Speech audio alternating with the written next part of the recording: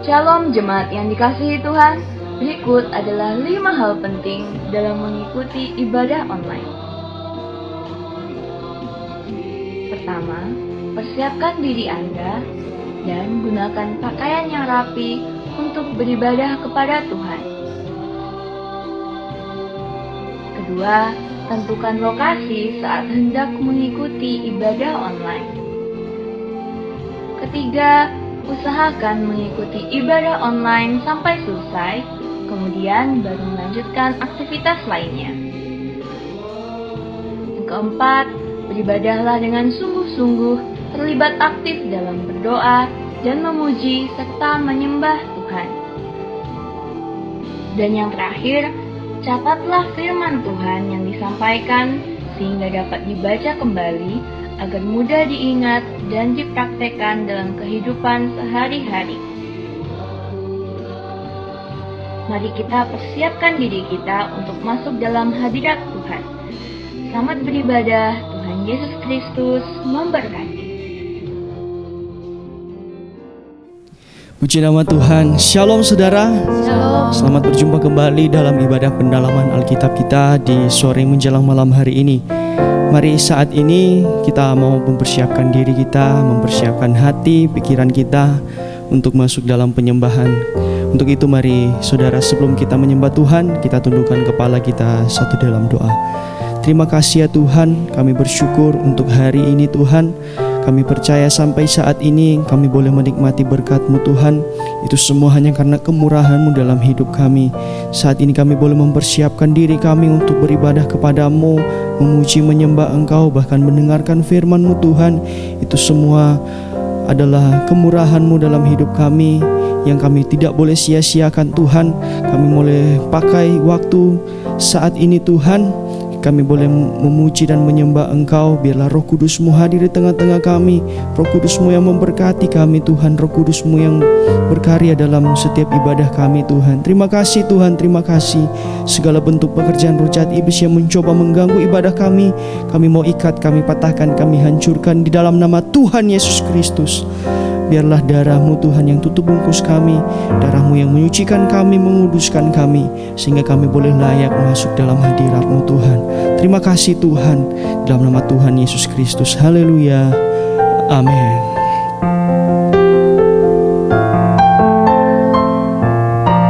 Bawa kami lebih dekat padamu Tuhan. Biarlah kami boleh menikmati hadirat-Mu saat ini. Mari saudara, kita mau angkat satu nyanyian, hanya dekat Allahku, rasa tenang hatiku.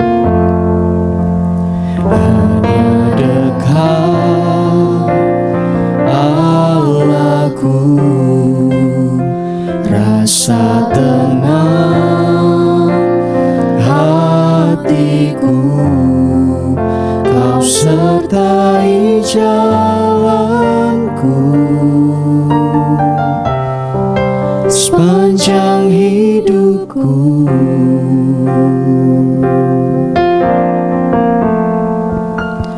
Hanya dekat padamu ada kekuatan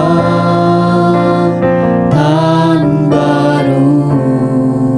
Kaulah perlindunganku, keselamatanku.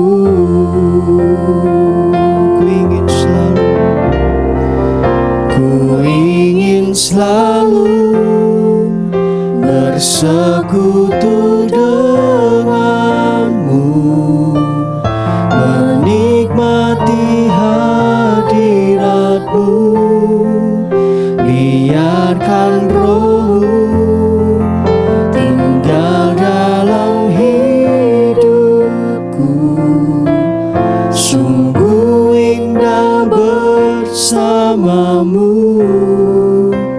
selamanya.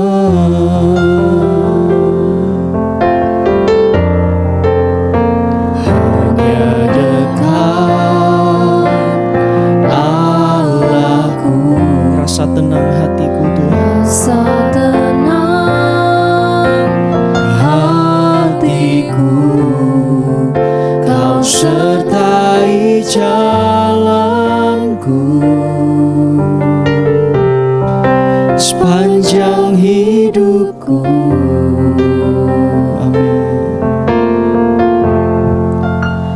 Hanya dekat padamu. Kami percaya ada kekuatan yang baru daripadamu. Ada kekuatan Terima kasih Tuhan. baru. Kaulah perlindungan, Kaulah perlindungan. Kaulah sumber keselamatan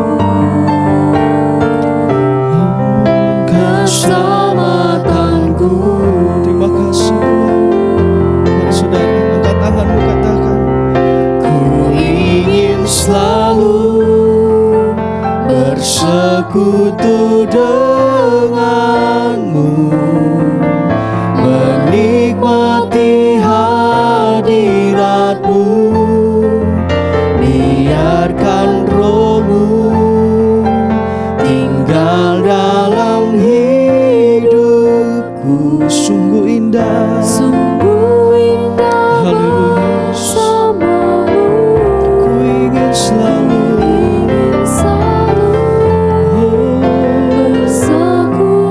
biarlah kami boleh selalu bersekutu denganmu Tuhan. Biarlah kami boleh menikmati hadiratmu Tuhan. Terima kasih Tuhan. Biarkan rohmu tinggal dalam hidupku. Sungguh indah bersamamu. Sungguh indah, sungguh indah bersamamu. Sungguh indah, sungguh indah bersamamu selamanya. Biarlah kami boleh terus berjalan di dalam Engkau Tuhan.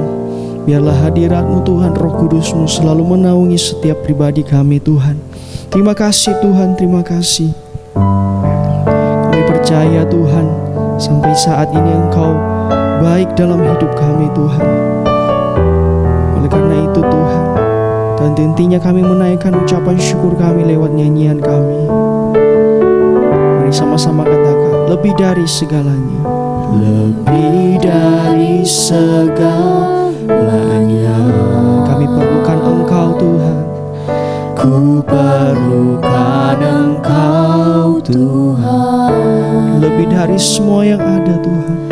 Lebih dari semua yang ada.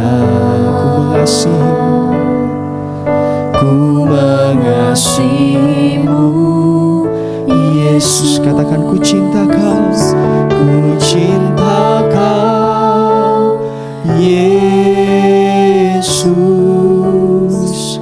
Ku cinta Kau Yesus. Lebih dari segala yang ada. Ku cinta Kau Yesus. Kami mengasihimu lebih dari semua yang ada dalam hidup kami Tuhan. Lebih dari segalanya. Perlukan Engkau. Ku perlukan Engkau Tuhan. Amin. Lebih dari semua yang Ada. ku mengasihimu Yesus. Ku mengasihimu Yesus. Ku cinta Kau. Cinta Kau Yesus. Ku cinta Kau Yesus. Haleluya. Lebih dari segala yang ada. Ku cinta Kau Yesus. Ku cinta Kau. Haleluya. Oh, ku cinta Kau Yesus. Ku angkat tanganku Tuhan.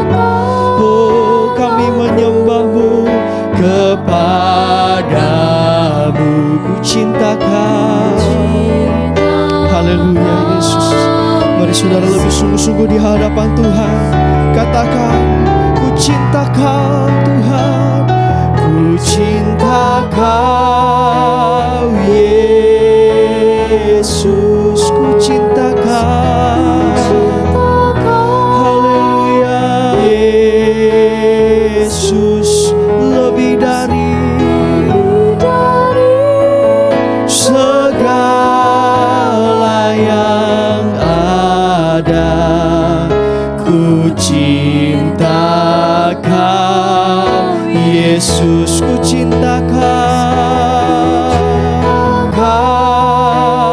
Yesus, ku cinta Kau.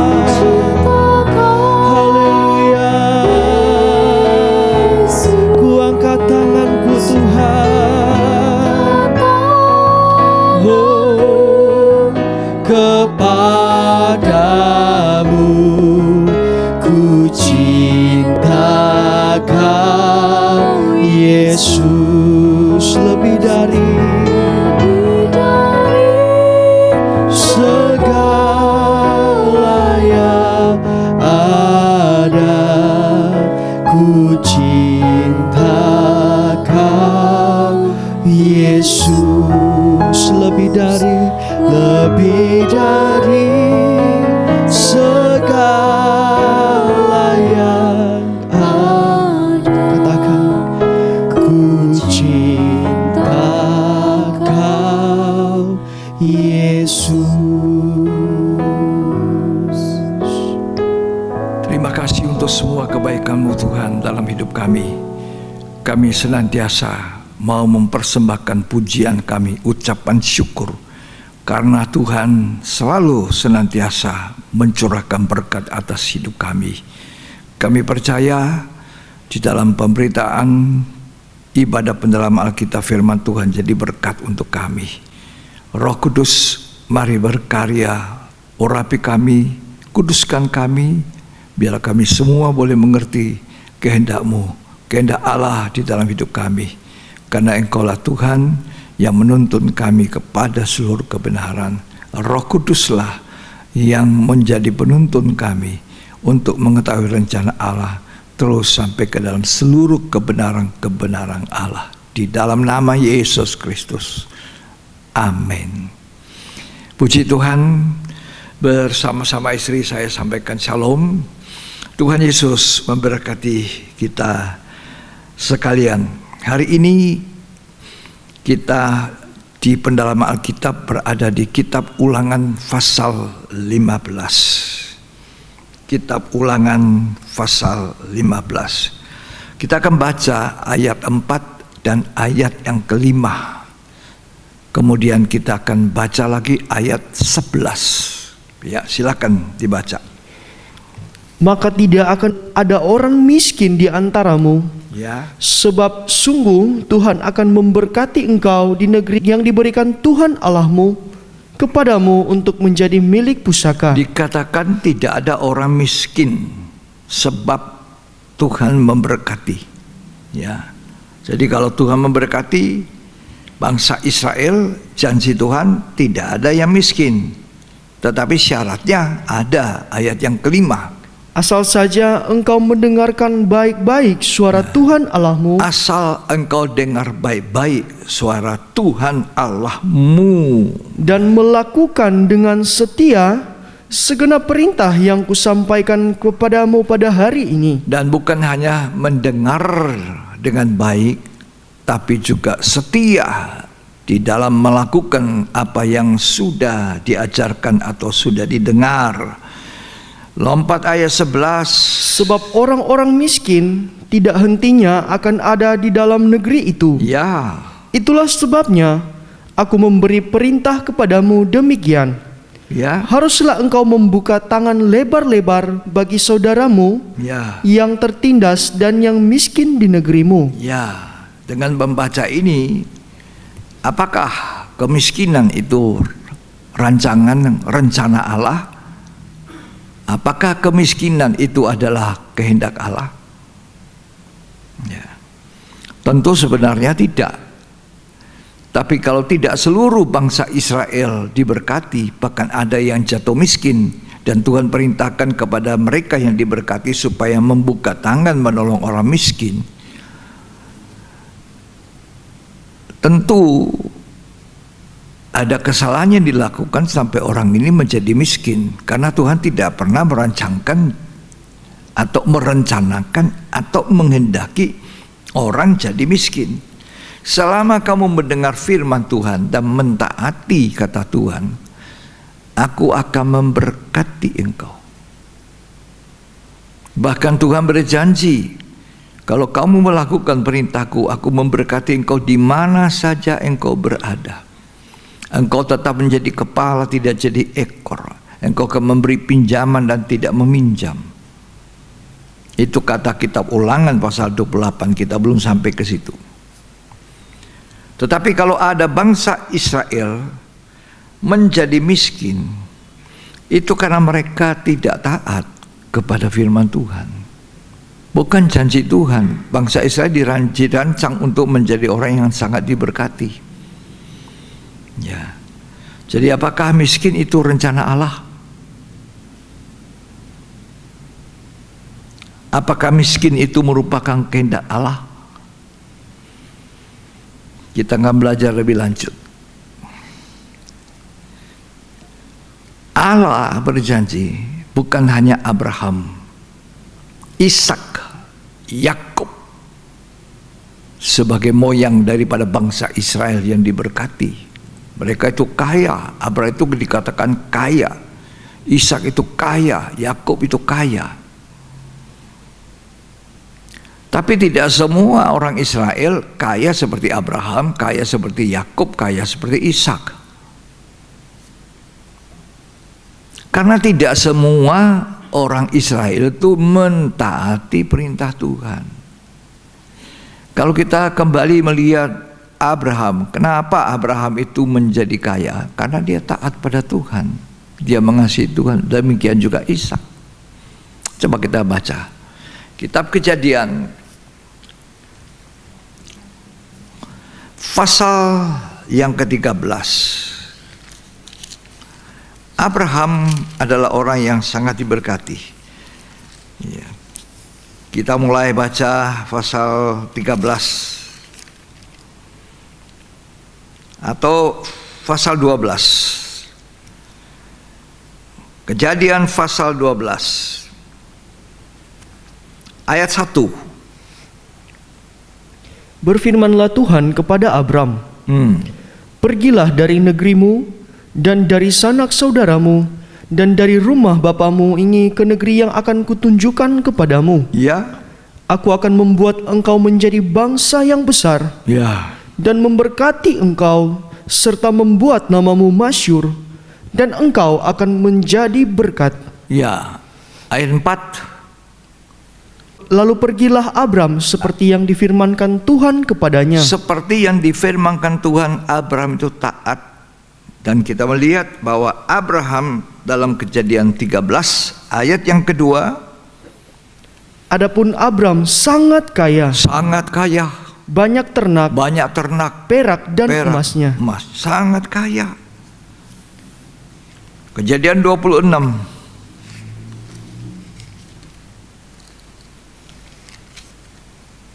Kejadian pasal yang ke-26 ayat 12.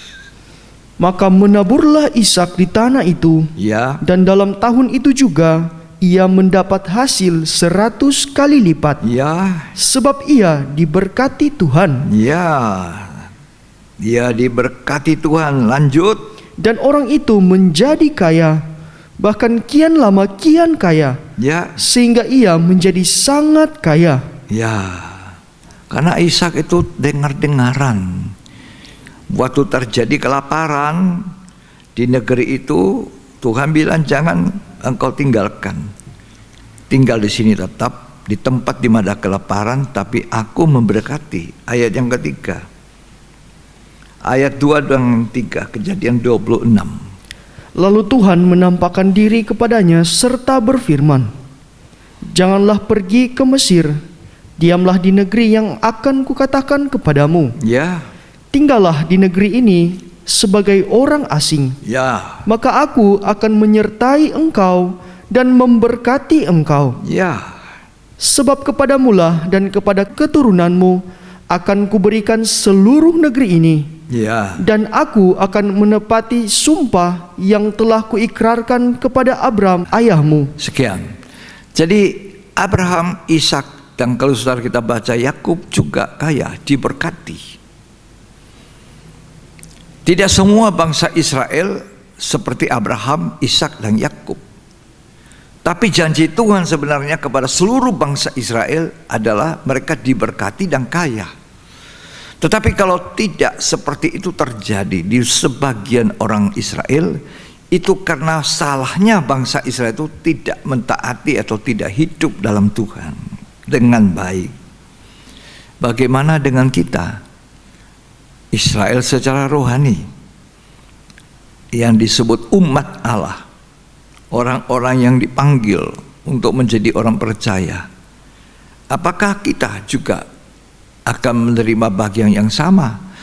Saya katakan iya. Selama kita menjadi orang yang percaya dan taat kepada firman Allah, hidup dalam rencana Allah, hidup dalam Allah, maka kita pun akan diberkati.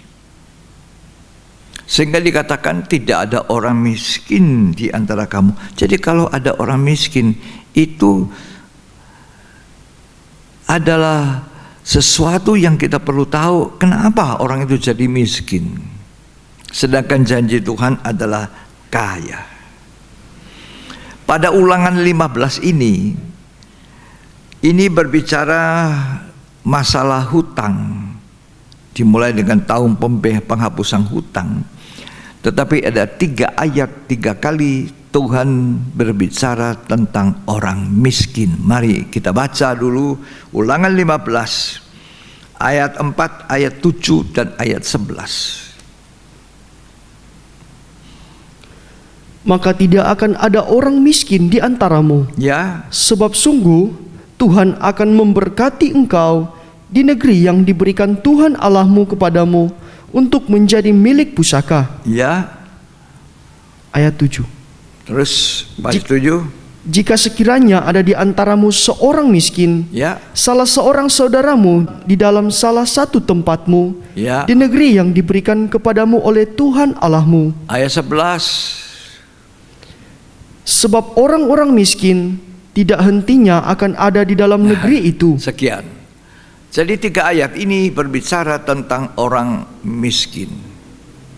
Tidak ada hentinya. Jadi terus ada orang miskin. Terus ada orang miskin. Di hari-hari sulit masa pandemi COVID-19 ini yang menghantam seluruh bumi, seluruh dunia, masalah ekonomi semakin sulit, semakin terasa di semua lapisan masyarakat. Krisis ekonomi bagi yang mereka bekerja berhubungan dengan pariwisata, pabrik-pabrik, ya, retail maupun rumah-rumah makan, restoran makanan, transportasi terutama udara, ya, juga dampaknya ada pada kendaraan darat dan laut. Itu semuanya berdampak sangat merosot, ya, banyak merosot. Jadi mereka mengalami dampak yang sangat menyulitkan hari-hari ini, sehingga ada banyak karyawan yang bekerja dirumahkan, perputaran uang lamban. Jadi yang dirumahkan ini nanti kalau tidak punya penghasilan tentu akan menjadi miskin, ya. Perputaran uang lamban. Banyak muncul orang menganggur, masih banyak pengangguran baru, ya. Angka kemiskinan akan meningkat dan dibarengi dengan angka kejahatan. tipu menipu. Jadi orang miskin baru ada di mana-mana, tapi penipu juga ada di mana-mana. Ya. Itulah keadaan yang terjadi di bumi ini. Saya mau kembali kepada bangsa Israel. Israel itu dijanjikan untuk makmur dalam keuangan, bukan miskin. Kita sudah baca Abraham dikatakan kaya. Bahkan Ishak dikatakan di tengah-tengah krisis itu kian lama kian kaya. Apakah bisa seseorang yang sungguh-sungguh berlindung dan patuh kepada Tuhan, taat kepada Tuhan, bisa jatuh miskin? Walaupun di tengah-tengah pandemi, saya kira seperti kata Tuhan, Ishak itu makin hari makin kaya karena taat kepada Tuhan, juga karena Abraham ayahnya melakukan segala kehendak Tuhan. Anaknya diberkati di tengah-tengah krisis. Jadi walaupun di tengah-tengah krisis pandemi COVID ini, kalau kita sungguh-sungguh memasukkan diri ke dalam kehendak Tuhan, bukan hanya perlindungan, tetapi Tuhan janji untuk kita tetap terpelihara, tetap diberkati. Ya, tidak akan muncul orang miskin kecuali kita keluar dari rancangan Allah di dalam hidup kita. Banyak orang mempunyai paham yang salah tentang uang atau kekayaan atau kemakmuran.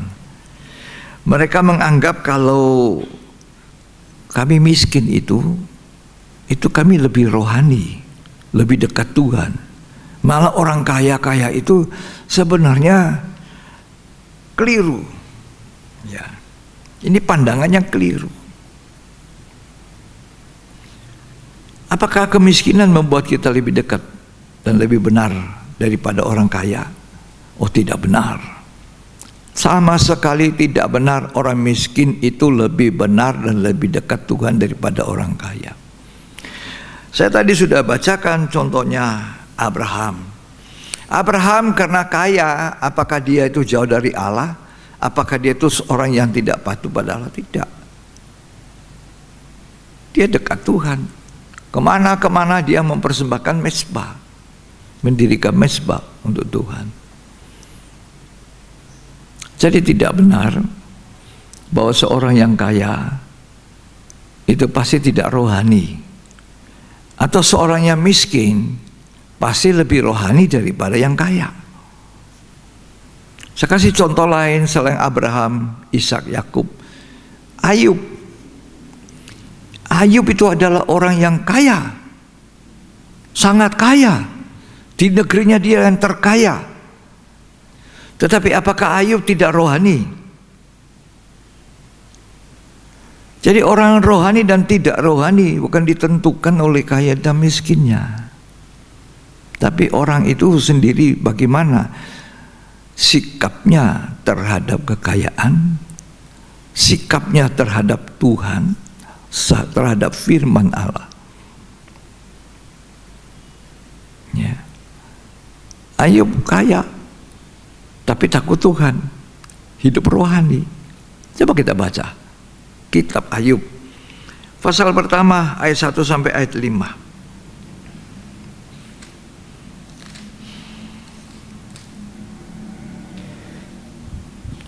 Ada seorang laki-laki di tanah Uz bernama Ayub. Ya. Orang itu saleh dan jujur. Ia takut akan Allah. Kalau saudara saleh, jujur, itu kehendak Tuhan. Karena dia hidup seperti kehendak Tuhan. Lanjut. Dan menjauhi kejahatan. Dia menjauhi kejahatan, taat kepada Tuhan. Maka ia mendapat 7 anak laki-laki dan 3 anak perempuan. Sangat diberkati ini. Terus ia memiliki 7.000 ekor kambing domba, ya, 3.000 ekor unta. Itu kekayaan orang dulu. Terus 500 pasang lembu, ya, 500 keledai betina, ya, dan budak-budak dalam ya, jumlah yang sangat besar. ya.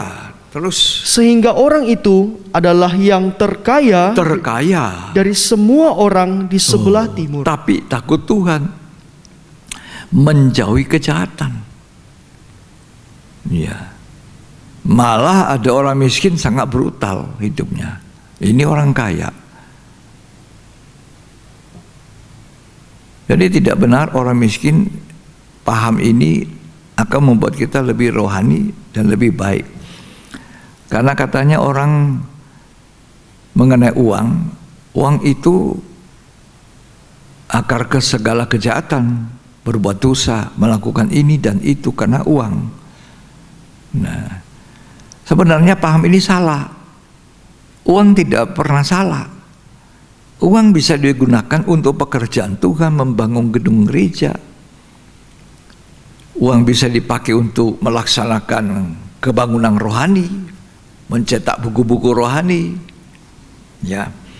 Uang juga bisa dibuat untuk banyak hal yang sangat berguna. Ya. Jadi bukan uang yang membuat orang jahat, tetapi cinta uang ini. Nah, cinta uang ini yang tidak boleh. Ya. Kalau menjadi kaya tidak ada masalah. Apa saudara mau jadi orang kaya? Ada orang takut menjadi kaya. Katanya nanti kalau aku kaya, aku jauh dari Tuhan. Tidak semestinya begitu. Ada memang. Setelah kaya menjauh dari Tuhan, tapi ada yang tidak. Ya. Abraham tidak menjauh dari Tuhan, Ishak juga tidak. Ayub, Ayub ini pernah diizinkan tidak punya apa-apa, tapi dia tidak tahu jauh dari Tuhan, dan Tuhan mengembalikan kekayaan Ayub, ya, menjadi orang yang sangat kaya. Jadi dalam 1 Timotius 6 ayat 10 kita baca baik-baik, coba baca.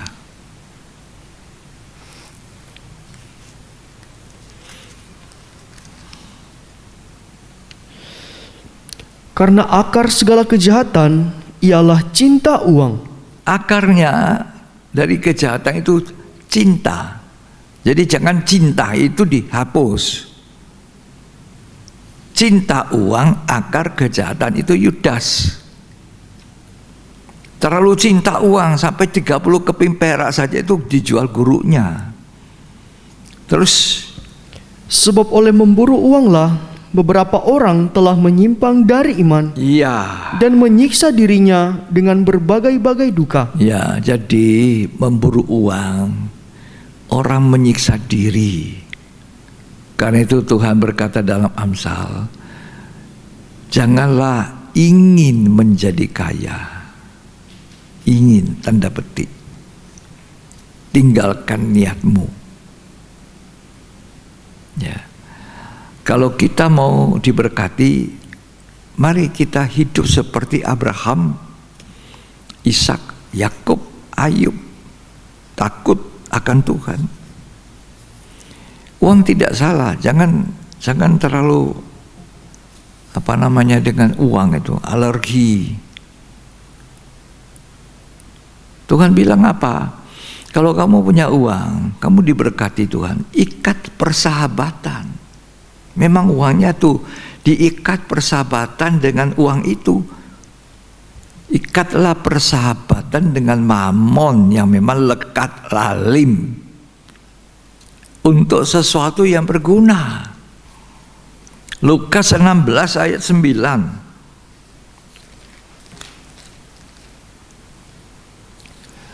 Dan aku berkata kepadamu, ikatlah persahabatan dengan mempergunakan mamon. Ikatlah persahabatan dengan menggunakan mamon. Jadi kita bisa menjangkau orang-orang besar, orang-orang kecil, manusia untuk menjadi sahabat. Karena kita menggunakan mamon itu untuk menolong yang miskin, yang kurang. Ya, terus yang tidak jujur supaya jika mamon itu tidak dapat menolong lagi, Ya, kamu diterima di dalam kemah abadi. kita harus tahu bahwa uang, kekayaan itu satu waktu tidak menolong kita. Tidak menolong.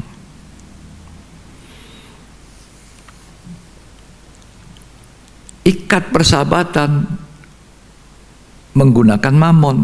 Tadi saya sudah katakan, uang itu bisa membangun gedung gereja, untuk KKR, untuk misionaris, untuk cetak buku-buku rohani dan sebagainya. Jadi tergantung kita menggunakannya bagaimana, ya. Jadi tidak selalu kita alergi dengan uang.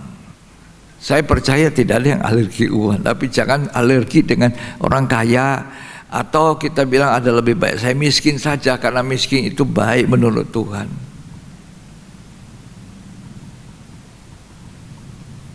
Saya akan lebih dekat dengan Tuhan, lebih rohani. Nanti kalau saya jadi kaya, aduh nanti saya bisa tinggalkan Tuhan. Nah, ini pandangan-pandangan yang keliru, jangan kita miliki di dalam hidup ini. Tapi tidak bisa disangkal, tadi ayat 11 Ulangan 15 berkata, tapi orang miskin itu selalu ada. Yohanes 12 ayat 8 juga berkata demikian. Coba kita baca Yohanes 12 ayat 8. Orang miskin itu selalu ada. Tidak pernah tidak ada orang miskin di antara kamu. Karena orang-orang miskin selalu ada pada kamu. Orang miskin selalu ada pada engkau, kata Tuhan ketika dia diurapi minyak, ya.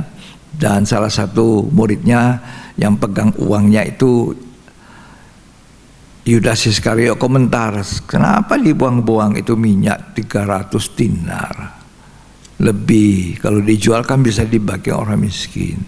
Tapi Tuhan bilang dia mengurapi aku, mempersiapkan penguburanku. Orang miskin selalu ada padamu, tapi aku, kata Tuhan, tidak selalu ada. Baca selesai. Tetapi aku tidak akan selalu ada pada kamu. Aku tidak selalu ada pada kamu. Kalau kata orang miskin selalu ada, apakah berarti Tuhan menghendaki orang miskin? Apakah rancangan Tuhan adalah orang miskin, atau kemiskinan adalah rancangan Tuhan, kehendak Tuhan? Jawabnya, kalau saya baca tadi Ulangan 15, tidak ada orang miskin di antara orang Israel selama ia mendengar firman-Ku dan melakukan kehendak. Tapi kenapa selalu ada orang miskin, kata Tuhan?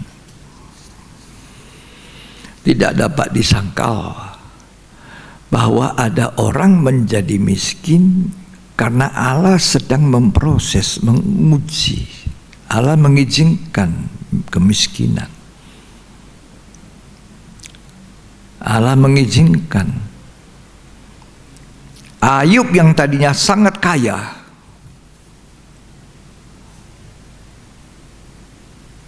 jatuh miskin. Sampai tidak ada orang melihat Ayub. Bukan hanya jatuh miskin, tapi dia kehilangan istri yang mencemoohkan. Masih bertekun Ayub kepada Allahmu itu. Kutukilah Allah, matilah.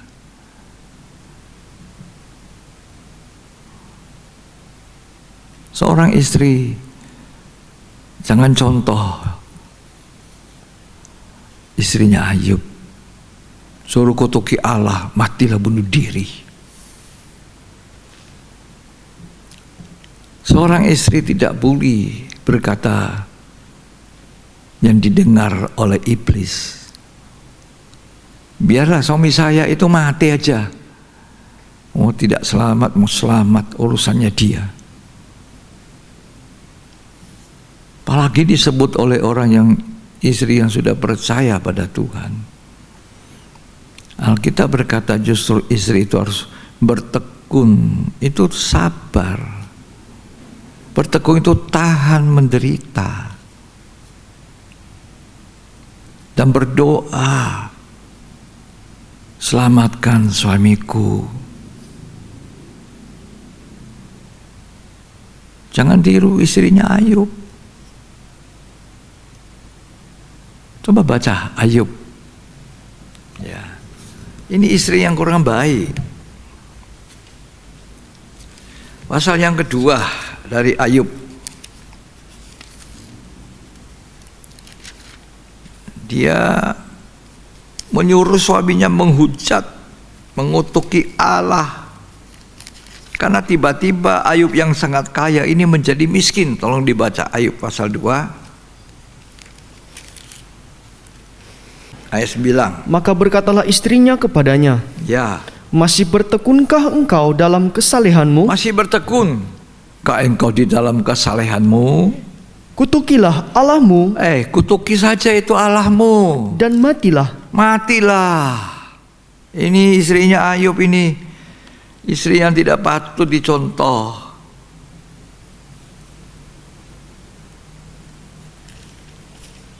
Kalau ada istri yang mengucapkan itu, cabut kata-kata itu, duduklah dalam debu, artinya berduka, menyesal dan mencabut kata-kataku. Tuhan, tolong suami saya, sejahat apapun, selamatkan dia Tuhan.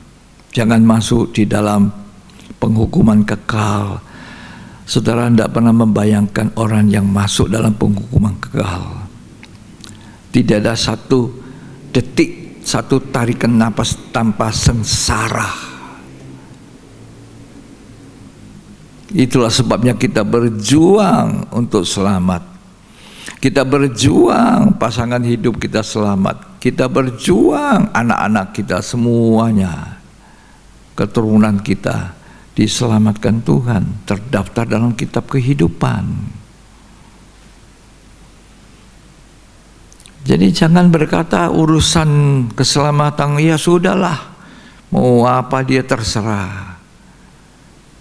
Selama kita tidak berpihak kepada firman Tuhan, tidak melakukan firman, kita tidak berkenan pada Tuhan.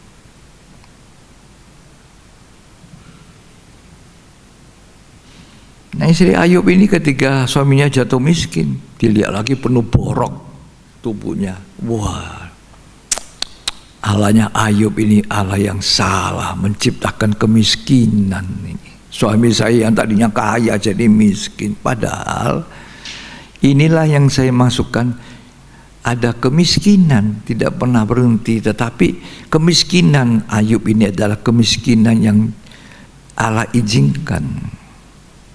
Tapi bukan rancangan Tuhan seterusnya bagi Ayub. Karena kita melihat pada akhirnya Ayub pasal 42, Ayub itu dipulihkan. Dipulihkan Tuhan. Jadi Ayub itu menjadi miskin karena ujian. Tapi tidak untuk selamanya. Ayub pasal 42, setelah Ayub memperbaiki banyak perkara, maka Ayub dipulihkan, Ayub diperbaiki lagi. Ayub menjadi sangat kaya, bahkan dikatakan 2 kali lipat kekayaan Ayub sekarang. Setelah dia mengakui banyak kesalahannya. Ini satu proses. Allah izinkan dia menjadi miskin, tapi di dalam kemiskinan itu, dalam penderitaan itu, Ayub menyadari beberapa banyak kekurangannya. Termasuk dia suka berbicara besar, mulut besar. Termasuk dia berbicara tentang hal-hal yang dia tidak tahu, sehingga pada saat dia mencabut semua perkataannya, duduk dalam debu, Allah memulihkan Ayub. Jadi Allah mengizinkan kemiskinan terjadi pada Ayub untuk memproses Ayub itu. Ya. Ayub pasal 42 ayat 12. Tuhan memberkati Ayub dalam hidupnya yang selanjutnya, Ya, lebih daripada dalam hidupnya yang dahulu. Nah, selanjutnya Ayub diberkati lebih dari awal. Terus Ia mendapat 14.000 ekor kambing domba ya, dan 6.000 unta, 1.000 pasang lembu, dan 1.000 ekor keledai betina. ya. Ia juga mendapat 7 orang anak laki-laki dan Dapat 7 anak laki-laki kembali, jadi anaknya 10 kembali terus. dan 3 orang anak perempuan. Ya, Dan anak perempuan yang pertama diberinya nama Yemima, yang kedua Kesya, Kesya. dan yang ketiga Keren Hapuk. Semuanya cantik-cantik. Ayat 15. Di seluruh negeri tidak terdapat perempuan yang secantik anak-anak Ayub. Terus Dan mereka diberi ayahnya milik pusaka di tengah-tengah saudara-saudaranya laki-laki. ya, Sesudah itu Ayub masih hidup 140 tahun lamanya. umurnya lagi dilanjut ditambah sama Tuhan. Terus Ia melihat anak-anaknya dan cucu-cucunya sampai keturunan yang keempat. ya, lanjut. Maka matilah Ayub, Matilah Ayub, tua dan lanjut umur. Tadinya kaya sekali, anaknya suka pesta. Ayub selalu khawatir kalau anaknya itu berbuat dosa. Dia pohonkan ampun. Ini doa orang tua, doa syafaat. Kita harus berdoa anak-anak kita yang melakukan salah dalam pekerjaannya, tugas kita. Ya. Betapa salehnya orang kaya ini. Siapa bilang orang kaya tidak dekat Tuhan? Nanti orang miskin baru dekat Tuhan. Tapi setelah proses, habis Ayub, istrinya suruh dia mengutuki Allahnya, saudaranya laki-laki perempuan semua kenalannya lama pergi semua satu persatu, tidak dikenal lagi Ayub. Ya. Tetapi setelah Ayub dipulihkan, semua kembali datang. Dia punya anak 10 hilang, sudah kembali lagi. Bahkan umur Ayub menjadi 140 tahun. Luar biasa Tuhan itu. Jadi ada kemiskinan yang tadi dikatakan orang miskin selalu ada. Itu betul, tapi ada kemiskinan yang seizin Tuhan, tapi untuk sementara. Demikian pula saudara, orang bisa miskin karena investasi yang salah. Investasi bertindak dengan ceroboh tanpa komunikasi, tanpa doa dengan Allah, sehingga orang jatuh miskin. Itu bisa. Tapi jangan putus asa, Allah sanggup memulihkan. Ada orang salah langkah dalam bertindak, berinvestasi yang keliru, yang salah, ceroboh, tidak hitung baik-baik. Coba kita baca Amsal 21 ayat 5. Ya, hari ini kita bicara tentang miskin. Ya, apakah miskin itu rancangan Allah, kehendak Allah, maunya Tuhan, atau bukan? Mari baca. Rancangan orang rajin semata-mata mendatangkan kelimpahan. Ya, Tetapi setiap orang yang tergesa-gesa tergesa-gesa itu ceroboh. Ya, terus hanya akan mengalami kekurangan. akan menjadi miskin. Kekurangan itu miskin, minus. Karena ceroboh, tidak hitung baik-baik, tidak dirancang baik-baik, investasi saja.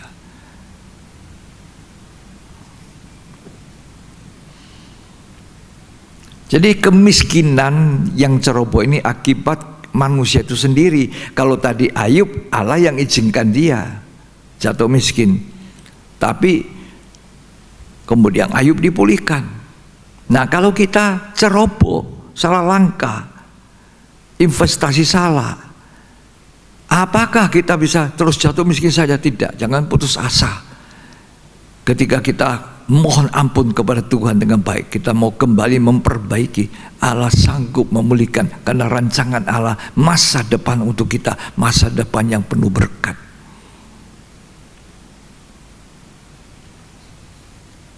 Yeremia 29 ayat 11 sampai 14 mengatakan rancangan Allah itu rancangan penuh berkat. Jadi orang yang salah investasi, salah melangkah, salah hitung, ceroboh, kalau engkau jatuh miskin gara-gara itu, jangan putus asa, bangkitlah kembali. Allah sanggup memulihkan. Kembali dulu kepada Allah, nomor satu itu. Mau dengan taat setia melakukan firman Tuhan. Mari baca itu. Yeremia 29 ayat 11 sampai 14. Sebab aku ini mengetahui rancangan-rancangan apa yang ada padaku Ya, mengenai kamu. ya. Demikianlah firman Tuhan, yaitu rancangan damai sejahtera dan bukan rancangan kecelakaan. Apakah Tuhan merancangkan yang bukan damai? Tidak. Damai sejahtera, bahkan Tuhan Yesus sendiri dalam wujud manusia Allah itu mengatakan, inilah damai sejahtera yang kuberikan padamu yang tidak seperti dunia. Allah menghendaki damai sejahtera dalam hidup kita, dalam rumah tangga kita, dalam kehidupan kita hari-hari. Terus Untuk memberikan kepadamu hari depan yang hari depan yang harapan. penuh berkat ini. Terus Dan apabila kamu berseru dan datang untuk berdoa kepadaku, ya, maka aku akan mendengarkan kamu. ya, itu rancangan Tuhan, masa depan penuh berkat. Terus Apabila kamu mencari aku, kamu akan menemukan aku. ya, Apabila kamu menanyakan aku dengan segenap hati, aku akan memberi kamu menemukan aku. ya, Demikianlah firman Tuhan. ya, sekian. Jadi kemiskinan bisa terjadi seizin Tuhan, rancangan Allah, seperti Ayub mengalami, tapi untuk sementara. Dia dipulihkan, kekayaannya dulu ada 7.000 ekor unta, jadi 14.000, double. Tapi juga bisa kemiskinan terjadi karena kita ceroboh, tidak hitung baik-baik investasi, bertindak, tidak hati-hati, sehingga bisa jadi bangkrut, jatuh miskin. Nah, kalau untuk itu kembali pada Tuhan, kembali kepada Allah. Allah sanggup memulihkan, jangan putus asa. Saya ingin lanjut. Tapi ada kemiskinan yang terjadi yang memang bukan dari rancangan Allah, tapi manusia sendiri itu yang menyebabkan dia miskin.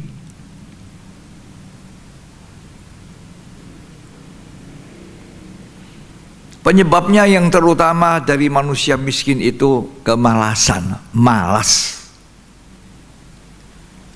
Kalau kamu malas, kamu jadi miskin. Apakah kemalasan itu kehendak Tuhan? Tidak. Makanya Tuhan berjanji pada bangsa Israel, kalau kamu dengar baik-baik firman-Ku dan melakukan, Aku akan memberkati engkau. Tapi kenapa tidak semua orang Israel seperti Abraham, Ishak, Yakub dan lain-lainnya itu yang diberkati? Karena mereka sendiri tidak taat kepada Tuhan. Itu sebabnya mereka jadi miskin. Namun demikian juga Tuhan katakan, yang kaya nolongi orang yang miskin. Kalau ada yang utang, bebaskan aja utangnya. Ya. Saya mau bacakan miskin karena manusia itu sendiri menciptakan kemiskinan dalam dirinya. Coba baca Amsal 6 ayat 9 sampai ayat 11. Hai pemalas, berapa lama lagi engkau berbaring? Ya, Bilakah engkau akan bangun dari tidurmu? ya, Tidur sebentar lagi, mengantuk sebentar lagi, ya, melipat tangan sebentar lagi Ya. untuk tinggal berbaring. ya.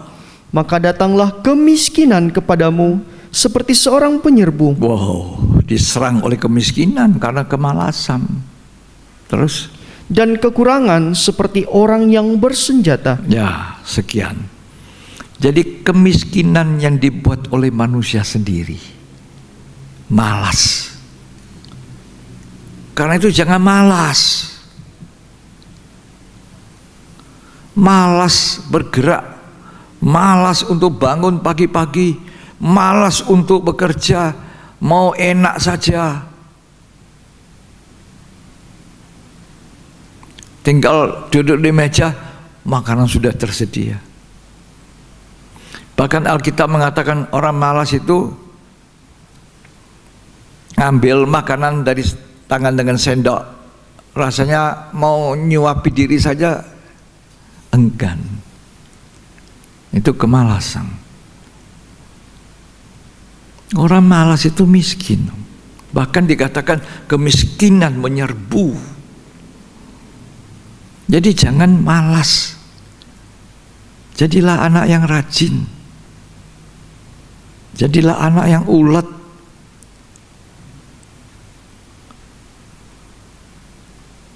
Kalau kita suka tidur saja, dibanguni, muter-muter di tempat tidur seperti pintu dengan melekat di ensel, kapan jadi orang sukses? Kapan jadi orang kaya? Orang-orang kaya yang hari-hari ini kaya, zaman dulu mereka itu datang miskin-miskin semua. Jam berapa mereka bangun pagi-pagi? Jam 4, jam 5 sudah ada di tempat kerja di pelabuhan. Sekarang mereka adalah konglomerat.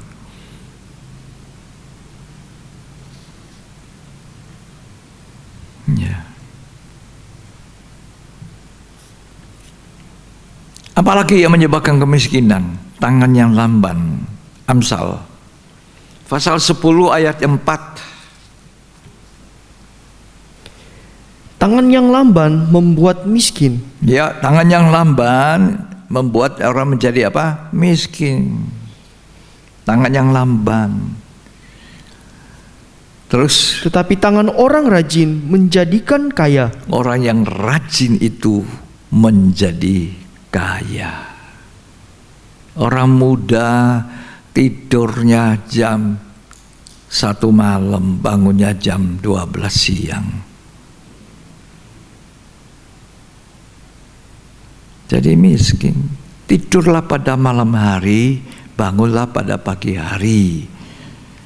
Dan mulailah dengan doa, pujian, penyembahan, dan kerja. Oh, papa saya ada uang kok. Papa saya orang kaya, jadi saya tidak perlu. Saya mau kasih tahu, saya ini melihat orang kaya, tapi anaknya miskin sekali. Kekayaan papanya dihabiskan, foya-foya. Bermain dengan segala macam teman yang tidak karu-karuan.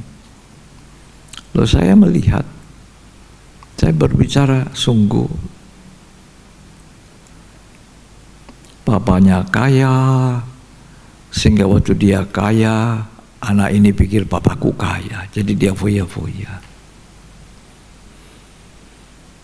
Papanya meninggal di usia yang sangat relatif masih muda. Dia tidak bisa melanjutkan usaha ayahnya dengan baik karena sudah biasa dengan foya-foya. Jatuh miskin.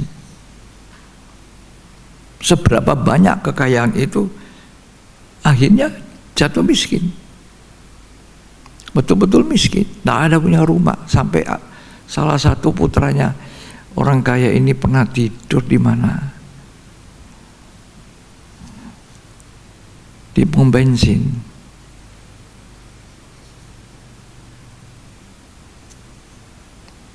Apakah ini ciptaan Tuhan, kehendak Tuhan, rancangan Tuhan? Tidak. Karena itu berbahagialah kamu kalau orang tuamu ada. Itu orang tua saya punya. Punya saya ini nanti kerja sendiri. Nah, kalau punya prinsip seperti itu orang muda, engkau akan sukses. Orang tua jangan manjakan anak, latih dia kerja.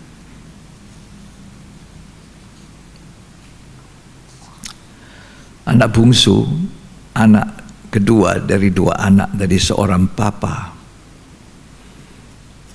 yang kaya. Anak kedua, anak bungsu ini berkata, "Papa, mari bagi yang harta saya punya, warisanku. Aku mau pergi." Ya, papanya kasih. Dikasih. Lalu dia pergi. Kekayaan yang banyak dia bawa pergi foya-foya. Akhirnya anak ini menjadi jatuh miskin. Miskin sekali. Sampai miskinnya mau makan tidak ada makanan.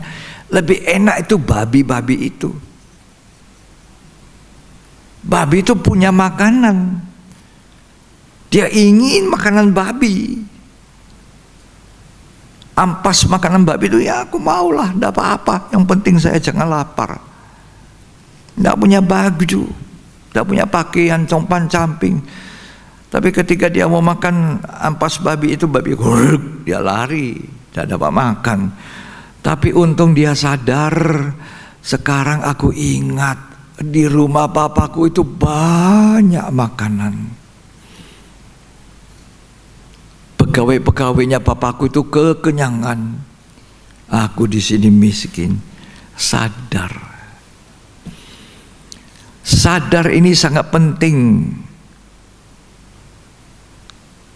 Sadar supaya kita tidak jatuh miskin, tidak jadi miskin karena kita tidak kembali kepada kehendak Allah. Apakah kehendak Allah kalau kita meninggalkan Tuhan? Apakah kehendak Allah kalau anak itu meninggalkan papanya di rumahnya yang enak, bisa membantu nolongi ayahnya? Tidak.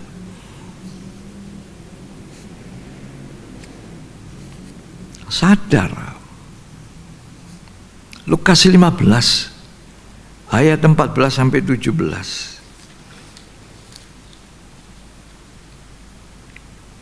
Ini kemiskinan yang diciptakan sendiri.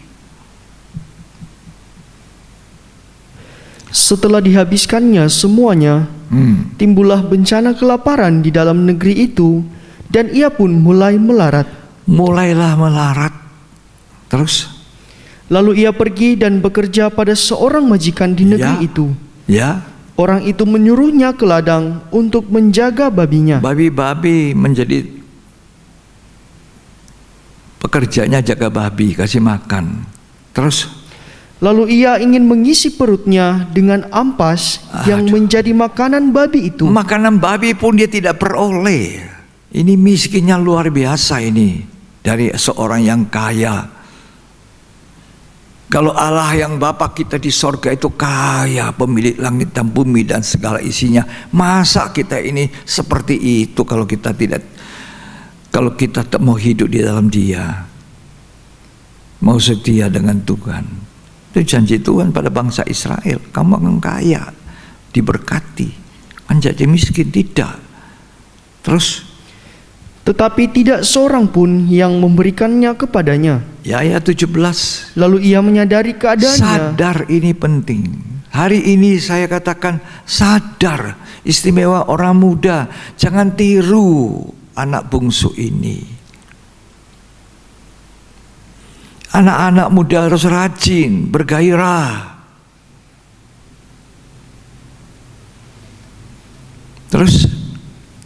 Katanya, betapa banyaknya orang upahan Bapakku yang berlimpah-limpah makanannya. Iya, betapa banyaknya orang upahan Bapakku. Terus? Tetapi aku di sini mati kelaparan. Nah, dia sadar keadaannya. Sadar keadaan kita. Jangan meninggalkan rumah Bapak itu. Terus? Aku akan bangkit dan pergi kepada Bapakku dan berkata kepadanya, Ya, Bapa, aku telah berdosa terhadap sorga dan terhadap Bapa. dia balik, sadar berbalik pada Tuhan, dan Tuhan memulihkan kalau orang itu mau berbalik pada Tuhan. Sama dengan anak bungsu, balik ke rumah Bapak, sadar, maka keadaannya dipulihkan. Sekian. Ini kemiskinan yang dibuat diri sendiri. Ya. Kikir. Salah satu penyebab kemiskinan itu kikir. Lah, biasanya kan orang tambah kikir pelit. Itu lebih banyak uangnya. Karena masuknya gampang, keluarnya susah. Amsal 28 ayat 22.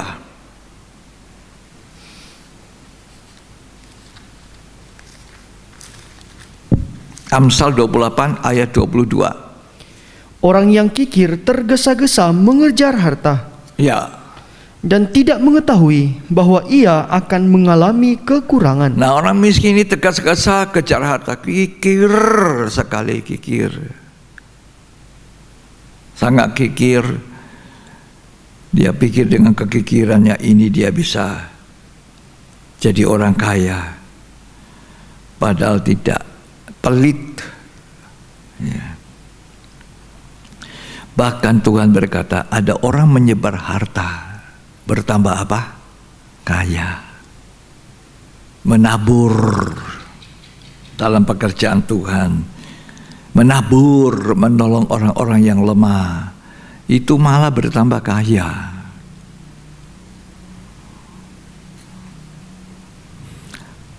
Sekarang orang yang mengabaikan teguran, didikan, itu juga jatuh miskin. Amsal 13 ayat 18. Kemiskinan dan cemooh Ya, menimpa orang yang mengabaikan didikan. loh, orang mau dididik mengabaikan dan mencemooh, malah mengejek-ejek. Kalau dididik, ditegur, miskin dia. Baca terus. Tetapi siapa mengindahkan teguran, Ya. ia dihormati. Jadi jangan saudara remehkan didikan teguran. Ya, seorang ayah yang baik menegur anaknya pada waktunya, mendidik anaknya pada waktunya, menghajar anaknya pada waktunya. Menggunakan rotan tidak akan mati anakmu. Tapi justru anak yang dimanja. Itu tadi yang saya ceritakan, saya mengenal orang kaya sekali, anaknya miskin. Karena tidak tahu kerja. Siapa yang membuat miskin? Dia sendiri. Anak bungsu jadi miskin, kenapa? Dia sendiri. Ya. Mengabaikan teguran, mengabaikan didikan, meninggalkan hal yang baik, miskin. Selama kita tidak meninggalkan Tuhan, tidak meninggalkan pekerjaan Tuhan yang kita sedang bertanggung jawab, kita tidak akan jatuh miskin. Bangsa Israel, kalau kamu dengar firman dan melakukan, kamu akan kuberkati. Saya pernah punya satu pengalaman kesaksian nyata. Sebuah keluarga yang sederhana, satu keluarga yang sederhana, tukang becak. Tukang becak ini membawa anak sekolah, anak dari seorang hamba Tuhan, seorang pendeta. 7 tahun lamanya dia bawa becak, bawa anaknya ke sekolah. Anak saya pun seringkali satu becak dengan itu, anak pendeta. Satu waktu istrinya sakit tumor, dinyatakan ada penyakit di perutnya. Mungkin dokter sudah vonis gak bisa hidup. Apa yang dibuat? Tukang becak ini datang sama istrinya ke rumahnya pendeta. Doakan saya supaya istri saya tidak mati, bisa hidup. Ini kejadian sudah puluhan tahun yang lalu. Dan betul didoakan, sang pendeta doakan, mujizat, sembuh. Tidak jadi mati. Dia percaya Tuhan, dia serahkan hidup. Tidak gampang ini. Dibuang oleh family semua. Diusir dari lingkungannya. Lampunya dimatikan. Dan gara-gara inilah, karena dia menerima Kristus, dia menerima mujizat. Mujizat masih ada sampai hari ini. Akhirnya apa? Gereja membeli sebidang tanah cukup besar. Dan di tengah-tengah tanah yang belum dibangun, di situ ada rumah yang didirikan, atau ada memang rumahnya, saya juga kurang ingat lagi.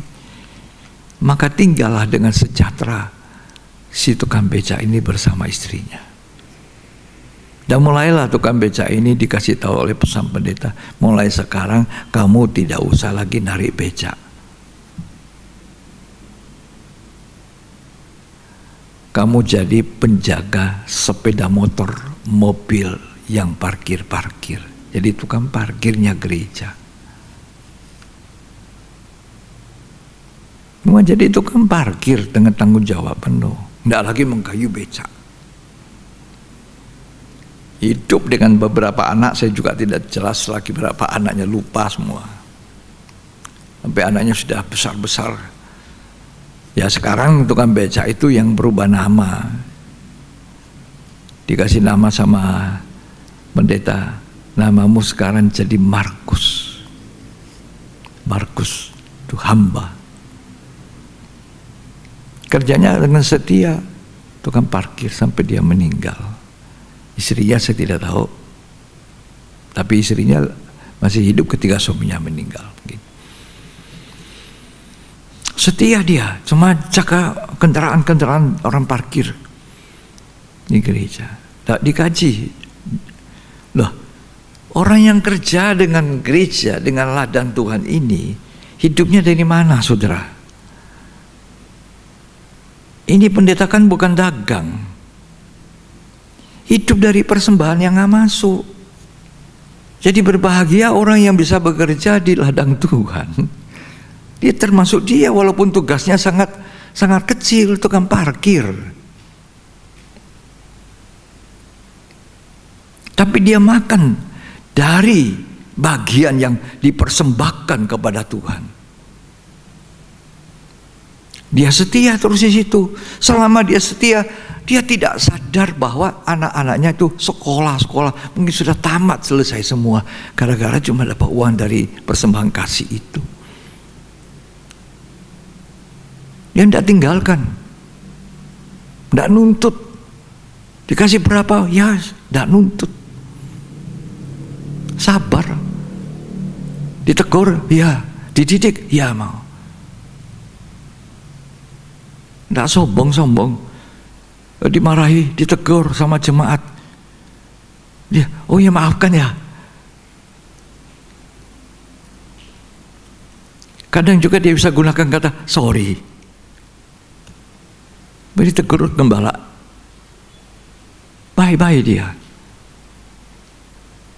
Dia tidak sadar anaknya lulus semua, sudah jadi orang. Hasil dari apa? Yang dimakan dari persembahan itu. Diberkati Tuhan. Ada orang tidak sadar. Selama berapa tahun makan dari persembahan, kerja. Satu waktu tidak puas ini, tidak puas, permisi, hilang berkatmu, dikasih orang lain.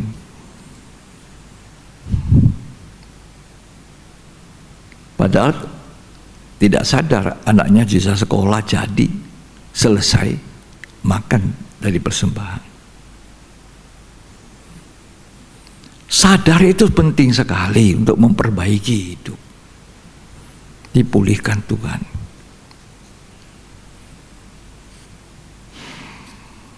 Jadi jangan mengabaikan didikan, teguran, jangan. Ya. Satu lagi yang terakhir ini, bahwa perzinahan hidup dalam percabulan itu bisa membuat orang miskin. Contohnya siapa? Anak bungsu itu. Anak bungsu itu ambil bagiannya dari ayahnya yang kaya itu, dia pergi foya-foya dengan pelacur-pelacur. Coba baca Lukas 15 tadi.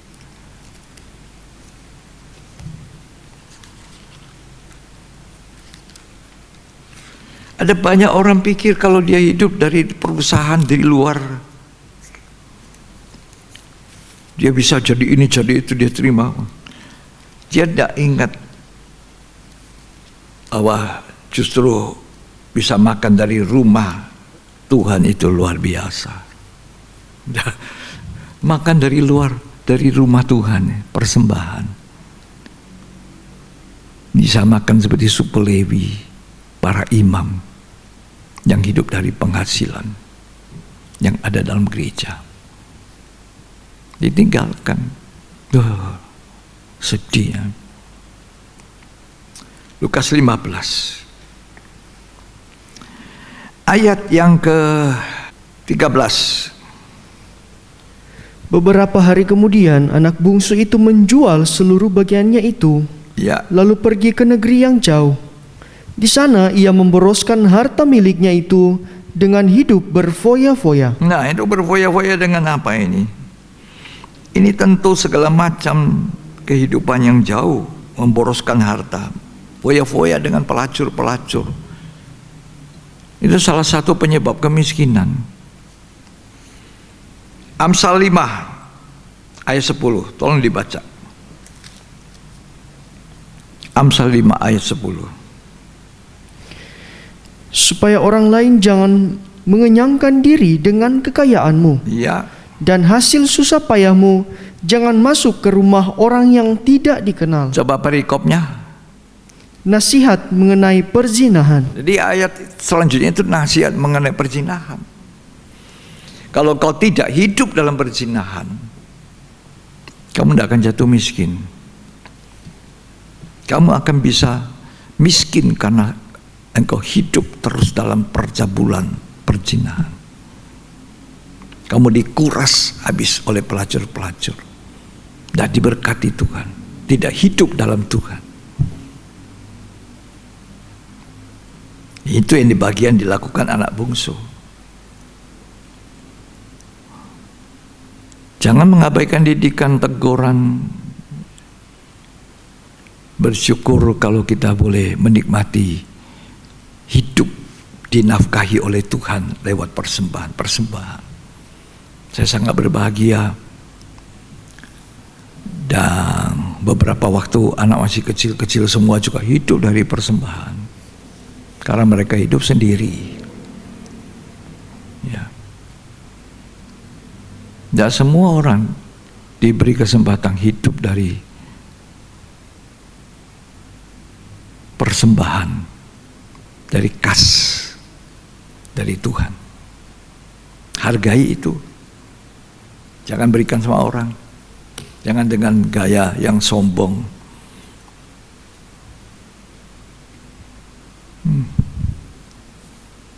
Jangan. Masih ada bagianmu, dihargai. Tak, kalau masuk saya kembalikan. Waduh, sombong. Jangan. Dijauhkan Tuhan dari hukuman. Ini perlu sadar. Sadar kembali pada Tuhan, keadaanmu dipulihkan. Sebab Alkitab berkata, Tuhan itu menjadi miskin supaya kita yang miskin jadi kaya. Tidak usah baca, Anda baca di rumah 2 Korintus 8 ayat 9. Dia, Tuhan, menjadi miskin, lahir di kandang, tidak punya apa-apa, supaya kita yang miskin menjadi kaya oleh kemiskinannya dia. Jadi Tuhan sebenarnya menghendaki kekayaan kita, kaya, diberkati. Sama maunya Tuhan bangsa Israel, kamu akan diberkati berlimpah-limpah. Itu tadi yang kita sudah baca di kitab Ulangan. pasal 15 ayat 45 berkata seperti itu. Coba dikunci, kita baca ayat itu.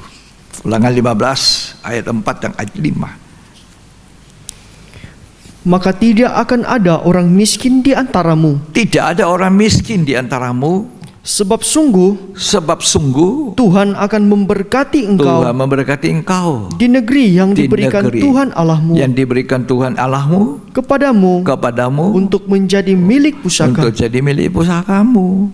Syaratnya ayat 5. Asal saja engkau mendengarkan baik-baik suara Tuhan Allahmu dan melakukan dengan setia Iya. segenap perintah yang kusampaikan kepadamu pada hari ini. Jelas bahwa kemiskinan bukan kehendak Allah. Miskin bukan rancangan Allah, bukan rencana Allah. Kalau toh ada kemiskinan, bisa karena Allah memproses dia seperti Ayub. Bisa ada kemiskinan karena orang itu ceroboh, tidak hitungan baik-baik, investasi, gagal, bangkrut. Tapi jangan putus asa, Tuhan sanggup memulihkan. Tapi ada orang miskin karena dia membuat dirinya miskin. Dan tidak benar orang miskin lebih rohani dan lebih dekat Tuhan. Ada orang kaya tidak sombong, rendah hati. Ada orang miskin sombongnya luar biasa. Sekalipun saya cuma punya rumah gubuk begini, jangan coba-coba aku ya. Nah ini kan bisa.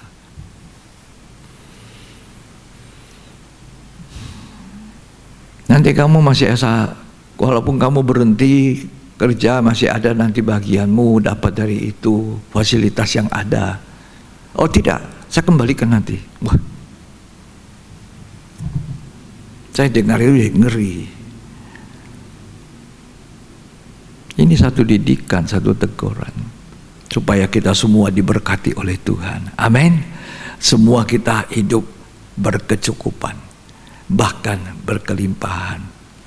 Uang tidak salah, cinta uang yang salah. Ikatlah persahabatan dengan Mammon yang lekat alim, agar nanti kita lewat itu yang kita buat, kita diterima nanti di kemah abadi. Ya, jadi uang tidak salah. Kita bisa jadi partner yang baik. Kembali kepada Anda, apakah Allah mengizinkan suka dengan kemiskinan atau Allah suka dengan anak kaya? Kamu kaya. Tuhan Yesus memberkati kita. Harapan saya kita bisa mengerti apa sebetulnya rancangan kasihnya Allah pada kita. Ya, mari. Bapa, Engkau sungguh baik. Bapa di sorga tidak pernah merancang kami miskin. Bapa di sorga tidak suka kami jadi orang yang terlantar seperti anak bungsu. Ketika orang itu sadar kembali, dia memenuhi kebutuhannya berlimpah-limpah dengan baju baru, sepatu baru, cincin baru, lembut tambun. Tidak punya Bapa yang seperti Bapa kami di surga yang sungguh baik. Engkau Sungguh baik,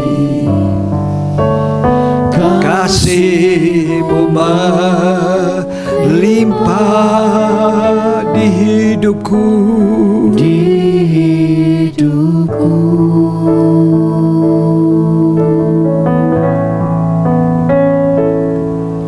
Bapa.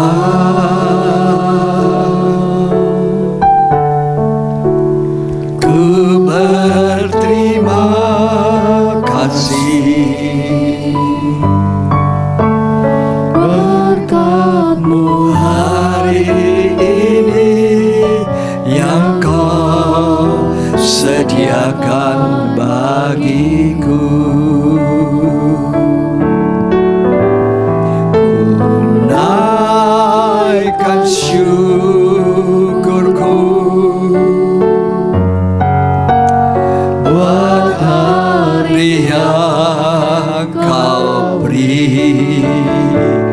tak habis-habisnya kasih dan rahmat-Mu.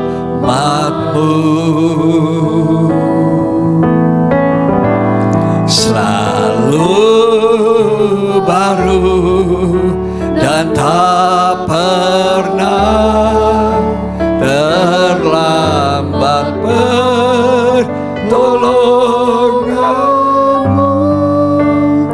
Besar setia-Mu di sepanjang hidupku. Bapa di sorga memerlukan banyak tenaga-tenaga. Apakah Anda mau menyerahkan hidup melayani Dia? Ada yang berkata, kalau aku tidak punya kerjaan di luar, aku kerja dalam pekerjaan di gereja. Tapi kalau aku punya pekerjaan di luar, aku berhenti dari gereja.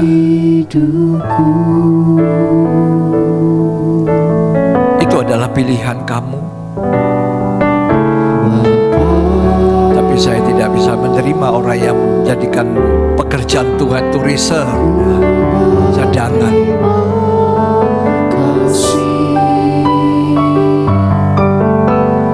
Berkat-Mu hari ini yang Kau sediakan bagiku, ku naikkan syukurku buat hari yang Kau beri, buat hari yang Kau beri.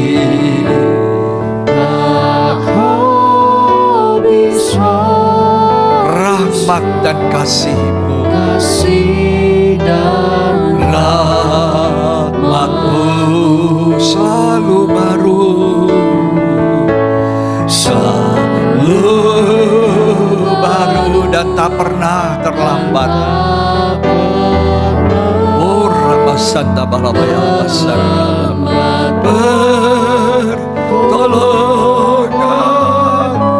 besar setia-Mu di sepanjang hidupku, di sepanjang hidupku. Ladang sudah menguning siap untuk dituai, pekerja kurang. Siapa yang mau mengabdikan hidup? Sedikit orang, bahkan mereka tidak mau. Tuan kebun anggur keluar dari jam 6, 9, 12 sampai jam 5 sore menawarkan untuk masuk dalam kebun anggur. Orang muda lebih banyak memilih pekerjaan dunia dibandingkan ladang Allah. Tapi saya ingin katakan kepada kamu orang muda, bangkitlah, ladang sudah menguning. Kalau kita kerja di ladang Allah, Allah yang maha kaya, pemilik langit dan bumi, itulah majikan kita, luar biasa. Oh haleluya, haleluya. Ku naikkan syukurku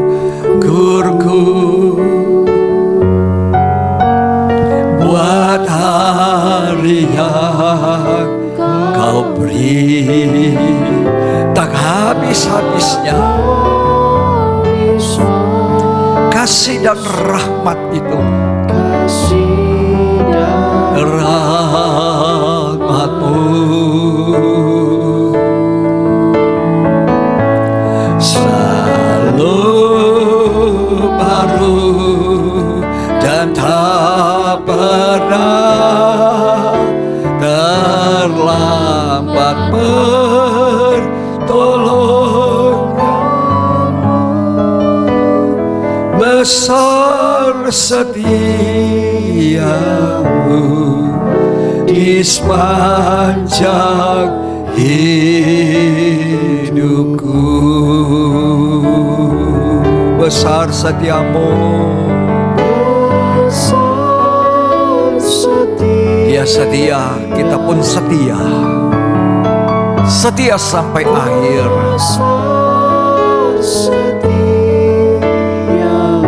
Besar setiamu Tuhan.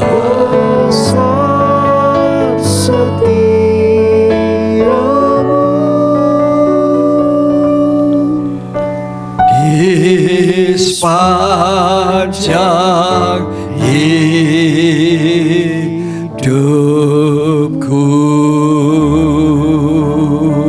Haleluya, haleluya, haleluya. Kita menyembah Dia, berterima kasih. Allah yang Maha Kaya turun ke bumi dalam wujud pribadi Yesus, lahir di kandang miskin sekali. Tidak ada selimut tebal, timah udara dingin di malam hari. Ada kain lampin, tapi Dia yang menjadi miskin supaya kita yang miskin menjadi kaya. Kaya rohani, kaya jasmani. Terima kasih Tuhan untuk karya yang agung. Terima kasih Tuhan. Di masa pandemi COVID ini banyak anak-anak Tuhan tetap terpelihara. Selama mereka memasukkan diri mereka di dalam perjanjian Allah yang kekal, menuruti firman Allah, apa yang dijanjikan pada bangsa Israel untuk hidup makmur, hidup diberkati, itu akan juga menjadi bagian kami, keturunan Abraham secara rohani. Terima kasih Tuhan untuk firman-Mu. Engkau mengatakan pada kami, kemiskinan bukan rancangan Allah. Rancangan Allah masa depan yang penuh berkat. Kalau kemiskinan ada karena manusia membuat dirinya menjadi miskin, kemiskinan ada bisa karena rencana Allah menguji, memproses manusia seperti Ayub. Tetapi yang pasti, kemiskinan bukan ciptaan Tuhan, rancangan Allah untuk hidup kami, melainkan berkat. Meminjam bukan pinjam. Terima kasih Tuhan. Luar biasa firman Allah untuk kami. Dalam nama Yesus Kristus, semua jemaat diberkati Tuhan. Jadilah istri yang baik, berkati suamimu dan bukan mengutuki suami. Sabar menanggung, kau akan melihat kebaikan Tuhan. Dalam nama Yesus Kristus, semua kami berterima kasih untuk berkat hari ini. Amin. Puji Tuhan. Puji Tuhan, saya percaya firman Tuhan memberkati kita. Kita akan bertemu di ibadah yang berikut. Doakan supaya waktunya tiba, kita pun akan mengalami kelegaan, ya, tidak terus-terus masa sulit seperti ini di dalam pandemi COVID. Tuhan memberkati. Kita akan bangkit berdiri semua di rumah-rumah bangkit. Kita ikuti ibadah dengan baik. Kita angkat tangan kita. Kita bersyukur, naikkan syukur. Kita akhiri ibadah ini dengan doa.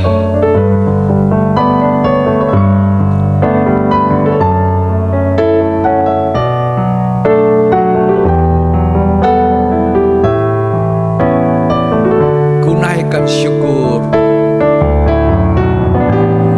Ku naikkan syukurku buat hari yang kau beri. Buat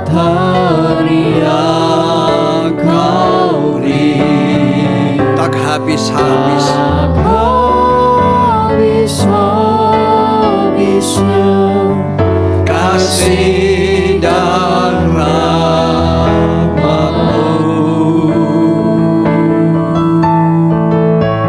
selalu baru dan tak pernah terlambat pertolongan-Mu. Besar setiamu Tuhan, setiamu di sepanjang hidup. sepanjang hidupku. Kami berdoa untuk suami dari Ibu Lili, ayah dari Dokter Prima. Kiranya Tuhan menolong, menjamah, menyembuhkan.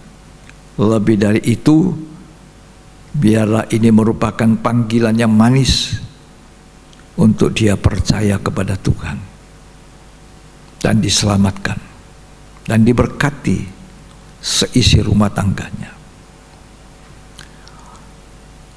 Terima kasih untuk firman-Mu Tuhan. Dunia bisa, usaha dunia bisa bangkrut, bisa pailit. Pegawainya bisa jadi jatuh miskin. Ekonomi bisa merosot.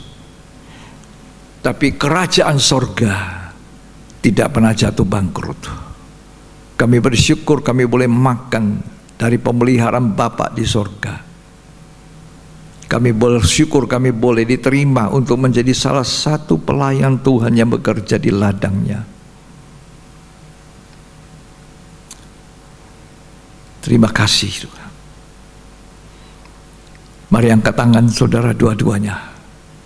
Terimalah berkat, kasih karunia anugerah, cinta kasih, persekutuan Allah Bapa, Putra, Roh Kudus. Tuhan Yesus memberkati kita hari ini sampai selamanya, sampai Ia datang kembali. Kita diberkati berlimpah-limpah dan menjadi berkat. Terima itu berkat dalam nama Tuhan Yesus Kristus. Yang diberkati sama-sama katakan amin. Sampai di kesempatan berikut, Tuhan Yesus memberkati kita.